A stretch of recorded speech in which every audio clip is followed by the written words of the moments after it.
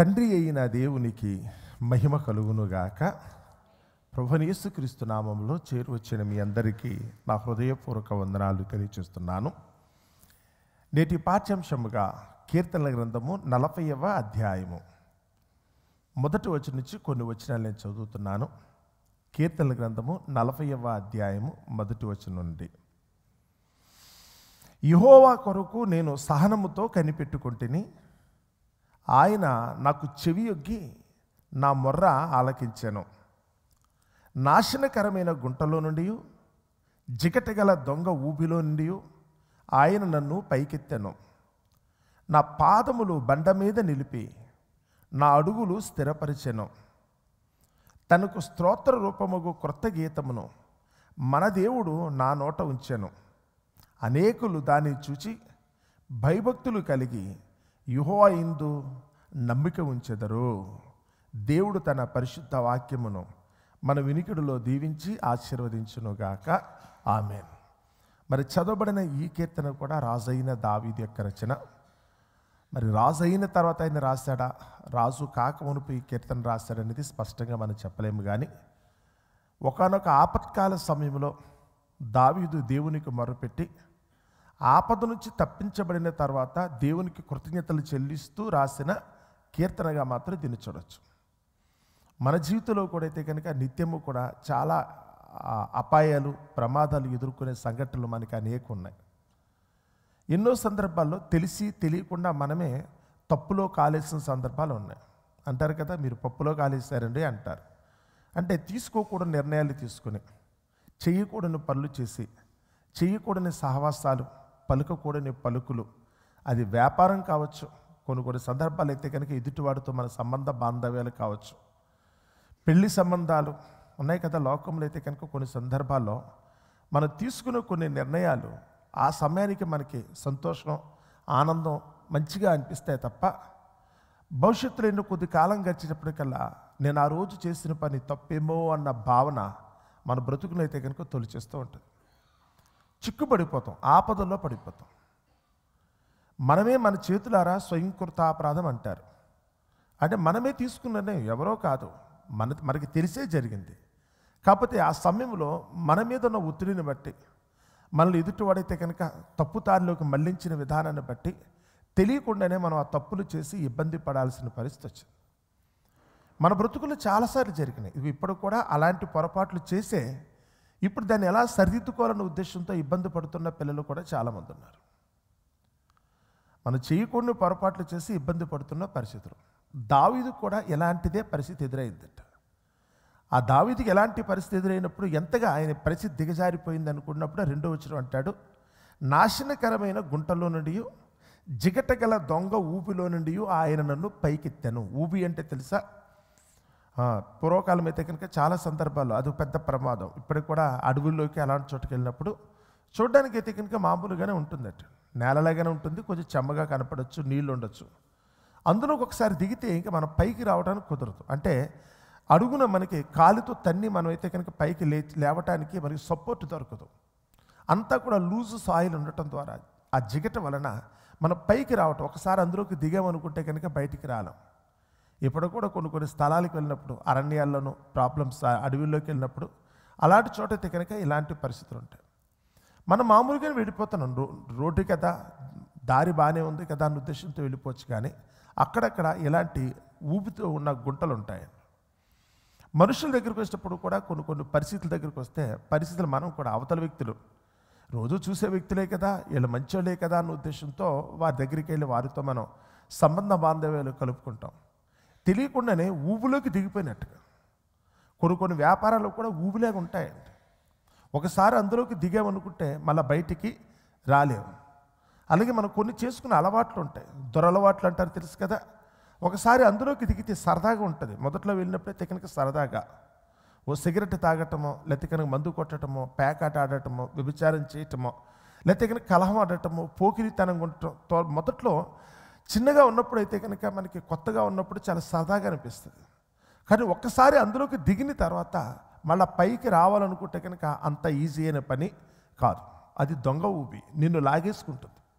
ఏదో ఒక రోజు అయితే కానీ నేను కబళించేస్తుంది, అందులోంచి బయట పడాలనుకున్నా పడలేవు. ఆ దురలవాట్ల నుంచి అయితే కనుక మనం పడలేం. కొంతమంది వ్యక్తుల చేతిలోంచి మనకి బయటికి రాలేం. కొన్ని వ్యాపారాల్లో మన చేతులు పెట్టుబడి పెట్టినందుకు గాను, అందులో మన చేతులు పెట్టినందుకు గాను మళ్ళీ అందులోంచి ఎలా బయటపడాలో మనకి తెలియదు. లోకంలో అయితే కనుక ఇలాంటి నాశనకరమైన దొంగ ఊబులు చాలా ఉన్నాయి. ఇక్కడైతే కనుక ఉదాహరణ చూపిస్తూ దావీదు గారు అదే చెప్తున్నాడు. దేవుడు నా ఎడల గొప్ప మేలు చేశాడు. దేవుడు నా ఎడల గొప్ప మేలు చేశాడు. ఈ కీర్తన రాయటానికి గల కారణం అదే. ఫస్ట్ వచనం చూసినప్పుడు మొదటి వచనం చదివితే, యెహోవా కొరకు నేను సహనంతో కనిపెట్టుకుంటాను. నేను నిలబడిన స్థలం లేదా నేను దిగిపోయిన గొయ్యి దగ్గరికి వచ్చినప్పుడు నాకు సహాయం చేసే వాళ్ళు ఎవరూ లేక ఆ ఊబులోంచి నేను ఎలా బయటికి రావాలన్న ఉద్దేశంతో దేవుని కొరకు నేను సహనంతో ఎదురు చూశాను. దేవుని కొరకు నేను సహనంతో ఎదురు చూసినందుకు గాను ఆయన నాకు చెవి యొగ్గి నా మొర్ర ఆలకించాడు. ఏమో ఈరోజు ఇక్కడ కూర్చున్న మీ దగ్గరకు వచ్చేటప్పుడు కూడా కట్టుకున్న భర్తే భార్య కూడా మీకు దొంగ ఊబుల్లాగా ఉన్నారు తెలుసా? చాలామందికి. చాలామంది ఈరోజు పెళ్ళైన యవ్వన బిడ్డలు చాలామంది ఉన్నారు. తెలిసి తెలియకుండా తొందరపడైతే కనుక తమ జీవిత భాగస్వామిని రాంగ్ సెలక్షన్ చేసుకున్న వాళ్ళు ఉన్నారు తెలుసా? ఇప్పుడు వారిని ఎలా మార్చాలో తెలియదు, ఏ విధంగా తమకు అనుకూలంగా చేసుకోవాలో తెలియదు, తమ మనస్సుకు నచ్చినట్టుగా వారిని అయితే కనుక ఏ విధంగా వాళ్ళు మార్పు చెందించుకోవాలో తెలియదు. ఉండిపోయారు అక్కడ. అందులో అయితే కనుక ఏదో సామెత చెప్పినట్టు వారితో ఉండలేము అలాగని చెప్పి విడిచిపెట్టి పోలేని పరిస్థితి. ఊబి అంటే కనుక అదేనండి. కొన్ని వ్యాపారాల దగ్గరికి వచ్చినప్పుడు కూడా సేమ్ డిటో, కొన్ని పరిస్థితుల దగ్గరికి వచ్చినప్పుడు కూడా అదే ఆ ఊబిలాగానే ఉంటుంది. అందులోంచి ఎలా బయటపడాలో మనకు తెలియదు. నేనైతే కనుక ఇలాంటి పరిస్థితుల్లో దేవుని కొరకు సహనంతో కనిపెట్టుకున్నాను. ప్రభువా, ఈ సమయంలో నాకు సహాయం చేసే వాళ్ళు ఎవరూ లేరు, ఇలాంటి కష్టకాలంలో నన్ను తప్పించగలిగిన వారు ఎవరూ లేరు, నువ్వు తప్ప నాకెవరో లేరు. ఇది అనుకున్న వెంటనే జరిగిపోద్దని చెప్పట్లేదు. సహనంతో కనిపెట్టుకున్నానంటే చాలా టైం అయితే కనుక చాలా తీసుకుందని అర్థం. ఇది లాంగ్ ప్రాసెస్. అది ఆ ప్రాసెస్ అయితే కనుక ఈయన కలిగిన సమస్య నుంచి బయటపడటానికి అయితే కనుక చాలా సమయం పట్టిందటండి. అప్పటి వరకు నేను సహనంతో కనిపెట్టుకున్నాను కదా. నేను దేవుని కొరకు సహనంతో కనిపెట్టుకున్నందుకు గాను నాకు కలిగిన ఆపదలో నేను మునిగిపోయాను. చాలామంది అంటారు నిండా మునిగిపోయాను. నేను నిండా మునిగిపోయి ఈ పని చేయటం వల్ల అయితే కనుక ఇప్పుడు ఒకప్పుడు ఎంతో సంతోషంగా ఉండేవాడిని, ఒకప్పుడు ఎంతో ఆరోగ్యంగా ఉండేవాడిని, ఒకప్పుడు ఎంతో గొప్పగా చేతినట్టుగా డబ్బులతో ఉండేవాడిని. చాలామంది పలికే పలుకులు అలాగే ఉంటాయి. ఈరోజు నిండా మునిగిపోయాను. ఎలా బయటపడాలో తెలియట్లేదు, ఈ సమస్యను ఎలా పరిష్కరించుకోవాలో తెలియట్లేదు అనుకున్న వాళ్ళు చాలామంది ఉంటారు. అది ఒంట్లో ఉన్న రోగాన్ని బట్టి కూడా చాలామంది అలాగే బాధపడతారు, కుటుంబంలో ఉన్న కలతను బట్టి కూడా. సో మీరు ఎవరైనా కానీ మీరు ఎలా ఆలోచించుకున్నా పర్వాలేదు. మీకు ఏదైతే కనుక కొరుకుడు పరని సమస్యగా ఉందో, ఇక ఇందులోంచి నేను బయట పడలేనన్న భావనతో మీరు ఏ విషయాన్ని గురించి అయితే కనుక మీరు మాట్లాడుతున్నారో ఆ విషయాన్ని గురించి దావీదు చెప్తున్నారు. దీనికి పరిష్కారం వల్ల ఒకటే, మనుషులు ఎవరు కూడా దీనికి ఏమీ చేయలేరు. కొన్ని సమస్యలకి తల్లి తండ్రి కూడా చేతులు ఇచ్చేస్తారు. ఇక నా వల్ల ఏమవుతుంది, ఇక నీ కర్మ అంతే, వాళ్ళు చెప్పేటప్పుడు నీ రాత అలా ఉంది, ఇక నువ్వు పడాల్సిందే అని చెప్పి తల్లిదండ్రులు కూడా వదిలిపెట్టి వెళ్ళిపోవచ్చు. కట్టుకున్న భర్త భార్య కూడా ఏమీ చేయలేకపోవచ్చు. కనుక్కున్న పిల్లల దగ్గరికి వచ్చినా, తోబుట్టుల దగ్గరికి వచ్చినా, లోకంలో అధికారులకు మొరపెట్టుకున్న నాయకుల దగ్గరికి వెళ్ళినా కొన్ని సమస్యలకి పరిష్కారం లేదండి. ఇలాంటి పరిస్థితుల్లో దావీదు అంటున్నాడు, నేను దేవుని కొరకు సహనంతో కనిపెట్టుకున్నాను, ఆయన నేను చేసిన ప్రార్థన బట్టి నాకు మొర్ర ఆలకించాడు. ఎలా? నాశనకరమైన గుంటలో నుండి, జిగటగల దొంగ ఊబిలో నుండి ఆయన నన్ను పైకి లేవనెత్తాడు కదా. దిగిపోయిన ఆ గోతులోంచి లాగాడు. ఆ ఊబులోంచి కనుక దేవుడు నన్ను పైకెత్తాడు. ఎలా అంటే నా పాదములు బండ మీద నిలిపి నా అడుగులు స్థిరపరిచాడు. ఆ ఊబిలోంచి తీసుకొచ్చి నన్నైతే కనుక ఒక బండ మీద నుంచినప్పుడు స్థిరమైన జీవితం నాకు వచ్చింది. ఒకప్పుడు నేను దిగిపోతుంటే ఏం జరుగుతుందో నాకు తెలియదు, పరిస్థితులు నా చేతుల్లో లేవు. ఒకప్పుడు నేను ఎదుర్కొన్న ప్రాబ్లమ్స్ ఎలాంటివంటే కనుక ఏం జరుగుతుంది ఏంటో గాలివాటం కొట్టుకుపోయాను కదా. ఊబిలో దిగిపోతే కనుక మనకి ఎలాగైతే కనుక ఏమీ చేయలేని నిస్సహాయ స్థితి వస్తుందో నా జీవితం కూడా అలాగే దిగిపోయింది కదా. ఇప్పుడు దేవుడు నా మొర ఆలకించాడు, నాకు సమయం వచ్చింది. దేవుడు నా మొర ఆలకించిన సమయంలో నన్ను లేపి, ఎవరూ చేయలేని ఆ పని, మనుషులు ఎవరు కూడా సహాయం చేయలేని పరిస్థితిలో దేవుడు సహాయం చేసి ఇప్పుడు నన్ను తీసుకొచ్చి స్థిరమైన బండ మీద నన్ను నిలిపాడు. స్థిరమైన బండ మీదైతే నిలిపాడు. తనకు స్తోత్ర రేపమ్మగు కొత్త గీతమును మన దేవుడు నా నోట నుంచాడు. ఇప్పుడు నేనైతే కనుక ఆ దేవుడు చేసిన మేలును బట్టి నేనైతే కొత్త కీర్తన పాడుతున్నాను, దేవుణ్ణి స్తుతిస్తూ నేను పాట పాడుకుంటున్నాను కదా. అనేకులు దానిని చూసి నన్ను చూసి, అనేకులు ఈరోజు నేనున్న స్థితిని బట్టి, ఒకప్పుడు నేను పడిన పాటలు, నేను జీవించిన జీవితం, ఒకప్పుడైతే కనుక ఇంకా అయిపోయింది కదా అనుకున్నారు. ఇక అందులోంచి బయట పడలేడు కదా, ఇక మరణం సమీపించే పరిస్థితి వచ్చింది కదా, ఇతను నాశనం అయిపోయాడు కదా, ఇక అయిపోయింది అనుకుని అందరూ చేతులు వదిలేసిన సమయంలో, ఆశలు వదులుకున్న సమయంలో దేవుడు నన్ను ఎలాగైతే కనుక పైకి తీసుకొచ్చాడో, ఏ విధంగా అయితే కనుక నాకు మరలా ఒక కొత్త జీవితాన్ని ఇవ్వడానికి దేవుడు ఇష్టపడ్డాడో, ఇప్పుడు ఆ జీవితాన్ని చూసినప్పుడు అందరూ కూడా ఇప్పుడు ఏం చేస్తారట, నిజంగా దేవుడు చాలా గొప్పోడు కదా, నిజంగా దేవుడు చాలా గొప్పోడు కదా, మనుషులు ఎవ్వరూ చేయలేని పని. ఇక అందరూ కూడా ఆశలు వదులుకున్న సమయంలో నిజంగా ఈ వ్యక్తిని అయితే కనుక దేవుడు ఇంత చక్కగా ఒక విధంగా లేవనెత్తి ఈరోజు ఇంత గొప్పగా ఉంచాడు అనుకుంటే నిజంగా ఆ దేవుడు స్తోత్రార్హుడు కదా అన్న ఉద్దేశంతో అనేకులు దేవుని యందు భయభక్తులు కలిగి దేవుని యందు నమ్మిక ఉంచుతారు. దేవుడు కూడా కోరుకునేది అదే. సాక్ష్యం అంటారు తెలుసా? నిజమైన సాక్ష్యం అంటే కనుక నువ్వు జీవించే జీవితం మైకు పుచ్చుకునిస్తే మన సన్నిధిలో చెప్పేదాన్ని సాక్ష్యం అంటారండి. మీరు జీవించే జీవితం అనేకులు చూడాలి, వినటం కాదు, మీరు చెప్పే సొల్లు మాటలు కాదు. ఒకప్పుడు నువ్వేనా, నేను చూసిన అప్పటికి ఇప్పటికీ ఎంత తేడా ఉంది కదా. నీ ఆరోగ్యాన్ని బట్టి కూడా వాళ్ళందరూ ఆశ్చర్యపోయేటట్టు ఉండాలి, నీ కుటుంబ పరిస్థితిని బట్టి కూడా వాళ్ళు ఆశ్చర్యపోయేటట్టు ఉండాలి. నీ నోటి వెంట వచ్చే మాటలు చూసినప్పుడు కూడా నువ్వేనా, ఒకప్పుడు నోరు తెరిస్తే కనుక కంపు కదా, బండ బూతులు కదా. ఈరోజు ఇంత వినయం ఎక్కడి నుంచి వచ్చింది, ఇంత మార్పు ఎక్కడి నుంచి వచ్చిందని చెప్పి దేవుని బట్టి అయితే కనుక వాళ్ళందరూ హర్షించేటట్టుగా ఉండాలట. ఒకప్పుడు నిన్ను అలా చూసినప్పుడు నువ్వు చేయకుండా పనులు చేస్తావు, చిందరవందరగా, నీ కుటుంబం కూడా అస్తవ్యస్తంగా, నీ కాపురం అయితే కనుక చూడడానికి ఇబ్బందికరంగా ఉంది కదా. ఈరోజు ఇంత చక్కగా మీ భార్యాభర్తలు ఉన్నారనుకుంటే, ఈరోజు మీ పిల్లలతో కలిసి ఇంత కుటుంబంలో ఇంత సంతోష ఆనందాలు ఉన్నాయనుకుంటే, మీ ఒంట్లో కనుక ఇంత చక్కటి ఆరోగ్యం ఉందనుకుంటే, లోకపరంగా మీరు ఇంత చక్కటి ఉన్నతమైన జీవితం జీవిస్తున్నారనుకుంటే ఇట్స్ మార్వెలస్ కదా. ఆశ్చర్యం ఇది. ఇది ఎలా సాధ్యమైంది? ఒకప్పుడు మేము చూసిన మీరేనా? ఒకప్పుడు నేను చూసినట్టే, అప్పుడు నేను చూశాను కదా, అప్పుడున్న నువ్వు ఇప్పుడు ఒక్కడేనా? ఏదో పుట్టుగుడ్డు వానికి కళ్ళు వచ్చినప్పుడు, మనం యోహాను సువార్త మన 9వ అధ్యాయం చదువుతున్నప్పుడు అక్కడ పుట్టుగుడ్డు వానికి కళ్ళు వచ్చినాయట. ఆ కళ్ళు వచ్చినప్పుడు అతను చూసిన వారు ఇతనేనా? మన గుడిమెట్ల దగ్గర కూర్చుని అయితే కనుక అడుక్కునే ఇతనేనా? ఈరోజు మనందరితో కలిసి అయితే కనుక చక్కగా తిరుగుతున్నాడే, ఇతను కళ్ళు ఎలా వచ్చినాయి? పుట్టుకతోనే గుడ్డువాడు కదా, ఎట్లా సాధ్యమైంది? ఎట్లా సాధ్యమైంది? ఆశ్చర్యం అనిపించింది వాళ్ళందరికీ ఆశ్చర్యం అనిపించింది. ఎలా ఎలా అతన్ని అడుగుతున్నారు, ఎవరా ఎలా చేశారు? అతని తల్లిదండ్రులను అడుగుతున్నారు, ఎలా జరిగింది? ఆ నువ్వు ఈ నువ్వు ఒక్కడమేనా? అప్పటికి ఇప్పటికీ అసలు ఊహించలేనంత మార్పు వచ్చింది కదా. అడుక్కునే నువ్వు ఈరోజు దగ్గరికి ఇంత చక్కగా మాట్లాడగలుగుతూ అందరినీ చూస్తూ మేము మాతో కలిసి నువ్వు తిరుగుతున్నావు అనుకుంటే ఊహకు అందట్లేదు కదా.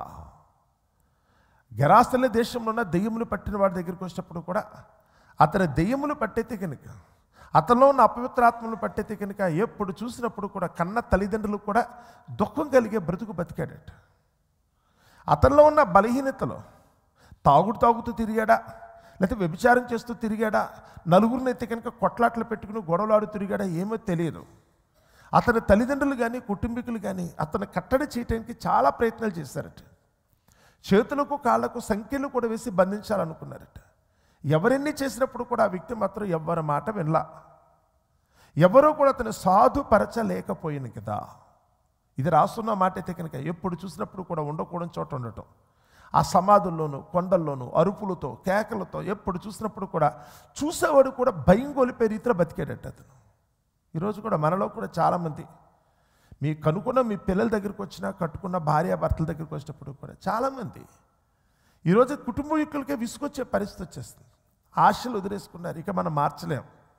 ఎంత చెప్పినా వీరు వినరన్న ఉద్దేశంతో ఎప్పుడు చూసినప్పుడు కూడా ఎక్కడికో వెళ్ళి ఏదో చేస్తూ తిరుగుతున్నారు, ఇలా కట్టడి చేయాలనే ఉద్దేశంతో చాలామందికి ఆశలు వదిలేసుకున్నారు. ఇలాంటి పరిస్థితుల్లో ఆ రోజు యేసు ప్రభు అయితే కనుక ఆ వ్యక్తి దగ్గరికి వచ్చినప్పుడు, యేసు అతనికి ఎదురుపడినప్పుడు అతనైతే కనుక మొదట భయపడి పారిపోదాం అనుకున్నాడు, రావద్దని చెప్పడానికి ప్రయత్నించాడు. కానీ యేసు ఎప్పుడైతే కనుక అందులో ఉన్న అపవిత్రాత్మని గద్దించాడు, అతనిలో ఉన్న బలహీనతలు అయితే కనుక తీసివేశాడో, వెంటనే అతనైతే కనుక సంపూర్ణమైన స్వస్థత. అతను ఉన్న బలహీనతలన్నిటిని ఒక మాట చొప్పున కదా యేసు ప్రభు ఎదురుపడటం వల్ల అయితే కనుక అతనికి ఒక మాట చొప్పున అన్నీ పోయినాయి. వెంటనే అతను స్వస్థతిచ్చుడయ్యాడు. అవును అనటానికి రుజువుగా అప్పటి వరకు ఒంటి మీద సరైన వస్త్రం లేక, శుభ్రంగా లేక, స్నానం కూడా లేకుండా తిరిగినవాడు అనుకుంటా. ఇప్పుడు చక్కగా స్నానం చేసి మంచి వస్త్రాలు కట్టుకుని యేసు ప్రభు పాదముల దగ్గర కూర్చున్నాడట. కొద్దిసేపటికి ఊరు వాళ్ళు వచ్చారు. ఆ నోట ఈ నోట ఈ మాట విని ఊరు వాళ్ళు వచ్చారు చూడడం కోసం. అతను చూసినప్పుడు ఆ ఊరు వాళ్ళందరూ కూడా భయమేసిందట. ఏంటి రోజు మనం చూసి ఇతనేనా? ఎవరి మాట వినేవాడు కాదు కదా, ఎప్పుడు చూసిన అరుపులు కేకలు బూతులే కదా, అందరితో కూడా కలహాలే కదా, ఇతను చేసే పనులు బట్టే దగ్గరికి ఇంటి వాళ్ళు కూడా బెదిరిపోయేవారు కదా. ఏంటి ఇంత చక్కగా కూర్చున్నాడు, ఇంత నెమ్మదిగా కూర్చునే దగ్గరికి యేసుప్రభు మాట ఆలకిస్తున్నాడు? సాధ్యమా? సాధ్యమేనా? ఈరోజు మన దగ్గరికి వచ్చినప్పుడు కూడా దేవుడు తలుచుకుంటే సమస్తము సాధ్యమే. ఇది మనుషులకు అసాధ్యమేమో కానీ దేవునికి సమస్తము సాధ్యమే. నిజంగా దేవుని దర్శనం మీకు కలిగిన రోజున, ఆ దేవుని సన్నిధిలో మీరైతే కనుక దేవునికి ఎదురుపడిన రోజున, ఆయన మిమ్మల్ని దర్శించిన రోజున సమస్తము సాధ్యమే. మీ మొర ఆయన సన్నిధికి చేరిన రోజు, మీరు ఎలాంటి కష్టంలో ఉన్నప్పటికీ అది ఊహకందనంత అద్భుతమైతే కనుక ఆ రోజు జరుగుతుంది కదా. ఈరోజు ఇప్పటికి వచ్చినప్పుడు ఇది చెప్పుకోవడానికి కాదంట, ఏదో పబ్లిసిటీ చేసుకునే పరిస్థితి కాదు, కానీ ఎవరి వ్యక్తిగత జీవితం వాళ్ళది. ఎవరు కలిగిన రోగం వాళ్ళకే తెలుసు, ఎవరి ఇంట్లో ఉన్న ప్రాబ్లం వాళ్ళకి తెలుసు, ఎవరికి వాళ్ళు ఎదుర్కొన్న సమస్య దగ్గరికి వాళ్ళకే తెలుసు. ఎట్లా హౌ టు ఓవర్కమ్ అన్న సంగతి గురించి ఆలోచిస్తున్నారు. దీన్ని ఎలా గెలవగలను, ఈ సమస్య నుంచి నేను ఎలా బయటపడగలనని చాలామంది అనుకుంటున్నారు. కానీ దేవుడే నీకు తోడుగా ఉన్నప్పుడు ఏదైనా సాధ్యమే. దేవుడు నీ మొర ఆలకించిన రోజున, నీ ప్రవర్తన కనుక ఆయనకి నచ్చిన రోజున, నీవు కనుక ఒక దేవుని చిత్తానికి తగినట్టుగా నువ్వైతే దేవుని సన్నిధికి విశ్వాససహితంగా చేరిన రోజున ఏదైనా సాధ్యమే. అది ఏదైనా సాధ్యమే. దావీదు గారు స్వయంగా చెప్తున్నాడు, నాకు కలిగిన ఆపదలోంచి నేను ఎలాగే విడిపించబడ్డాను, నాకు కలిగిన శోధనలోంచి నేను ఎలాగే విడిపించబడ్డాను. ఇక నేను చనిపోయినేమో అనుకున్నాను, నేను దొంగ ఊపులోకి దిగిపోయినేమో, ఇంకా ఆ ఊపులోంచి బయటికి రాలేనేమో అనుకున్నాను, ఆ గుంటలోంచి నన్ను ఇంకెవరూ లేవనెత్తరేమో అనుకున్నాను. మనుషులందరూ కూడా నన్ను విడిచిపెట్టేసిన రోజున, మనుషులు ఎవరు నాకు సహాయం చేయలేని రోజున నేను దేవునికి మొరపెట్టుకున్నాను. నేను పెట్టిన మొర దేవుడు ఆలకించాడు. నాకు కలిగిన ఆ శ్రమలో నుంచి, శోధనలో నుంచి దేవుడు నన్ను తప్పించాడు. నన్ను చూసి బాగా గుర్తుపెట్టుకోండి, ఈరోజు మిమ్మల్ని చూసుకోలేదు, ఎందుకు మీకు దేవుడు సహాయం చేస్తాడు అంటే ఒకటే గుర్తు. మీరు దేవుని వల్ల ఈరోజు మేలు పొందుకున్నారంటే కారణం ఏంటి తెలుసా? దేవుడు మీకు చెయ్యాలి అనుకుంటే, మీకు చేసే పరిస్థితి రావాలనుకుంటే కనుక ఇమ్మీడియట్గా మీరైతే కనుక ఒక స్థితికి రావాలట. అదేంటంటే మిమ్మల్ని చూసిన వారు దేవుని యందు భయభక్తులు కలిగి ఉండేటట్టుగా మీ జీవితం ఒక సాక్ష్యంగా ఉండాలి. మీరు చీయనే ఊబులో ఉన్నారు, నాశనకరమైన గుంట అది. మీరు చేయకుండా పనులు చేస్తున్నారు, ఉండకూడని స్థితిలో ఉన్నారు, ఎలా బయటపడాలో మీకు అర్థం కాని స్థితిలో మీరు ఉన్నారు. కానీ దేవుడు తలుచుకుంటే అది క్షణంలో పని అండి. ఆయన చెయ్యి అందించి పైకి లాక్కొచ్చగల సింపుల్గా అయిపోతుంది. మనుషులు ఎవరు చేయని సహాయం అయితే కనుక దేవుడు చేస్తాడు. కానీ ఆ దేవుడిని ఎడల గనక అంత గొప్ప కృపా కరుణ గనక చూపించాలి అని కనుక నువ్వు అనుకున్నట్లయితే నువ్వు ఉండవలసింది ఒకటే, నేను దేవునికి సాక్ష్యంగా ఉంటాను. మహా సమాజములో నిన్ను గూర్చి నేను కీర్తన పాడతాను కదా. ఇక్కడ కూడా 3వ వచనం దగ్గరికి వచ్చినప్పుడు ఆయన అన్న మాట అదే, తనకు స్తోత్ర రూపముకు క్రొత్త గీతమును మన దేవుడు నా నోట ఉంచెను, అనేకులు దానిని చూచి భయభక్తులు కలిగి యెహోవా యందు నమ్మిక ఉంచెదరు. నన్ను దేవుడైతే కనుక సాక్ష్యంగా వాడుకుంటాడు. నా జీవితాన్ని అవతల వారికి చూపించి దేవుడు తలుచుకుంటే ఏం చేయగలడో అన్న సంగతిని బట్టి, నన్ను బట్టి అందరూ కూడా ఒక మంచి పాఠం నేర్చుకునేటట్టుగా దేవుడిని నెత్తి పట్టుకుంటాడు కదా అన్నారు. ఇక్కడ కూర్చున్న మీరు కూడా, ప్రభువా నన్ను బట్టయితే కనుక చుట్టూ ఉన్న వారికి, అట్లీస్ట్ నా పిల్లలకి, నా కుటుంబంలో ఉన్న వారికి, నా చుట్టూ ఉన్నవారు ఎవరైతే నన్ను చూసి వారు దేవుని యందు భయభక్తులు కలిగి ఉండేటట్టుగా నేను సాక్ష్యంగా ఉంటాను ప్రభువా అని మీరు అన్న రోజున, మీరు యథార్థంగా దేవునికి మిమ్మల్ని మీరు అప్పగించుకున్న రోజున తప్పకుండా మీ బ్రతుకులో కూడా దేవుడు ఇట్టి గొప్ప ఘనమైన కార్యాన్ని చేస్తాడు. ముందు దేవునికి మహిమ కలిగేటట్టుగా మీరు ఉండగలిగితే, మీ సొంత డబ్బాలు కొట్టుకోవడం కోసమో, సమస్య తీరిపోయిన తర్వాత మళ్ళా లోకంలోకి వెళ్ళి మీ సుఖభోగాల కోసం కకృతి పడటం గురించి ఇక్కడ చెప్పట్లేదు. కానీ నేను దేవునికి సాక్ష్యంగా ఉంటాను అన్న సంగతి కనుక మీరు ఒప్పుకోగలిగితే, మీరు ఉంటారన్న సంగతి దేవుడు కనుక నమ్మగలిగితే, మళ్ళీ చెప్తున్నాను, మీరు దేవుణ్ణి నమ్మటం కాదు, నేను దేవుణ్ణి నమ్ముకున్నాను మీరు చెప్పడం కాదు, మిమ్మల్ని దేవుడు నమ్మాలి.